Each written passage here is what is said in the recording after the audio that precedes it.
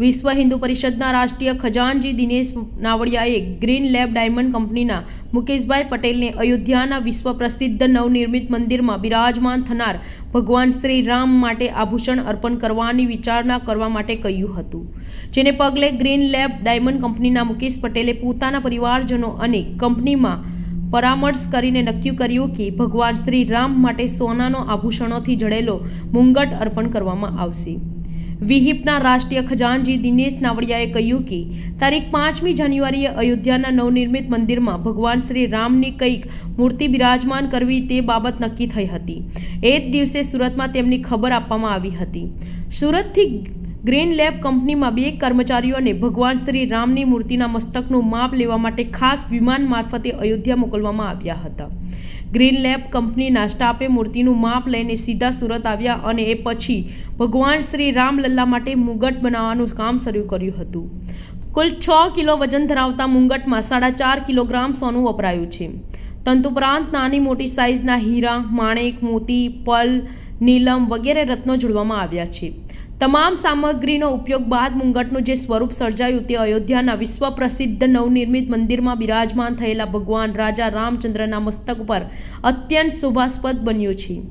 ત્યારે અયોધ્યા મંદિરના પ્રાણ પ્રતિષ્ઠા સમારોહમાં યોજાયેલી તેની પૂર્વ સંધ્યાએ ગ્રીન લેબ ડાયમંડ કંપનીના મુકેશ પટેલે અયોધ્યા રામ જન્મભૂમિ ટ્રસ્ટના ટ્રસ્ટીઓ તેમાં મંત્રી ચપતરાયજી, વિહિપના કાર્યકારી અધ્યક્ષ આલોકજી, મહામંત્રી મિલનજી, દિનેશભાઈ નાવડિયા વગેરેની હાજરીમાં અંદાજે 11 કરોડનું મુંગટ અર્પણ કર્યો છે। જય સિયારામ। સુરત શહેરે અનેક વખત સમગ્ર ભારતની અંદર કંઈક નવી કરવાની પહેલ કરી છે। એ પછી બેટી બચાવો અભિયાન હોય, પાણી બચાવો અભિયાન હોય, સમૂહ લગ્નની પ્રવૃત્તિઓ હોય કે ધાર્મિક સંસ્થાઓની અંદર દાન દેવાની સરણી હોય।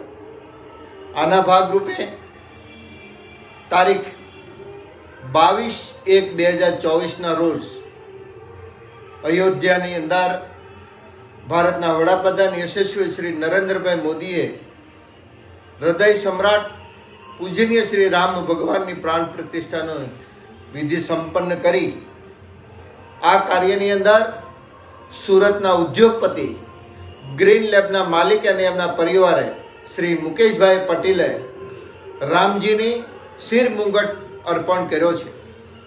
આ શિર મુંગટ અંદાજે 4 કિલો સોનું, હીરા, માણેક, ઝવેરાત આ બધી જ વસ્તુનો અંદાજે 6 થી 6 કિલોના વજનનો મુંગટ બનાવીને ગઈકાલે રાતના રામતીર્થ ટ્રસ્ટના જનરલ સેક્રેટરી શ્રી ચંપતરાયજી, વિશ્વ હિન્દુ પરિષદના મંત્રી શ્રી મિલનજી પરાંદે, વિશ્વ હિન્દુ પરિષદના કાર્યકારી અધ્યક્ષ આલોકજીના હાથની અંદર સમર્પણ કર્યો।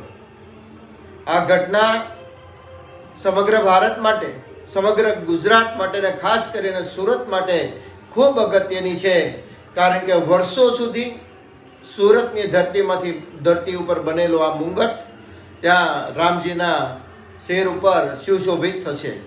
અમને એ વાતનું ગૌરવ છે કે વિશ્વ હિન્દુ પરિષદને અપીલને માન આપીને શ્રી મુકેશભાઈ પટેલ અમને એમના પરિવારે જે આ સમર્પણ ભાવના દર્શાવી છે એને વિશ્વ હિન્દુ પરિષદ તરફથી ખૂબ ખૂબ અભિનંદન પાઠવીએ છીએ।